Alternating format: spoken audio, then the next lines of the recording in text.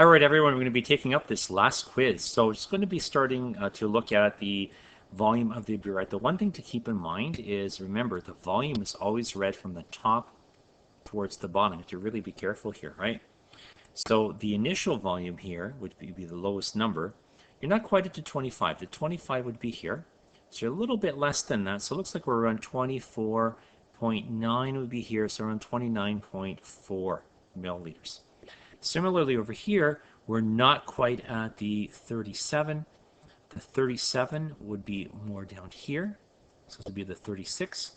So a little bit more than halfway here. This would be the 0.5. So it looks like about 36.55.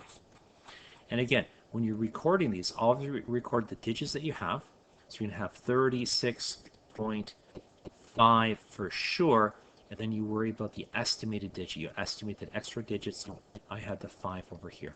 So keep that in mind when you're working on this. And we find the difference. So we added 11.61 milliliters. All right, so we went from 24.94 all the way down to 36.55 milliliters. That's how much of the titrant or acid that we added. Now the acid is sulfuric acid with a concentration of 1.10 moles per liter. So I have a little bit of a typo here, but we fixed that. So what we want to do is we want to do this. We want to go from the concentration and volume of the acid. And what we want to do is we want to determine the concentration of the base based on the volume that we added and the number of moles over here. So my step is going to be to use the concentration equation here to determine the moles of the sulfuric acid, molar ratios here to figure out how many sodium hydroxides moles we have, and finally the concentration equation, again, though in a different format, to determine the concentration over here.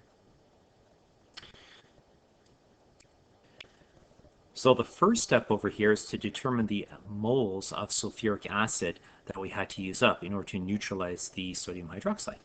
So we simply, as I said earlier, use the concentration equation, substitute our values in here. Be careful with units, make sure you include the units, and then you cancel out the units. That should be canceling. And I don't do any rounding until the end, so all these values are still on my calculator. So I've got 0.001161 moles of sulfuric acid. We're going to go across now to determine how many moles of sodium hydroxide that were in the flask. So it's a molar ratio of 1 to 2. So what's going to happen is we're going to end up with a value of 0.002322 moles of sodium hydroxide. So now I know how many moles of sodium hydroxide, I know the volume. Very easy to calculate the final concentration. Notice I've got full units here. I've got an unrounded value, and my final answer is going to be to 3 significant digits.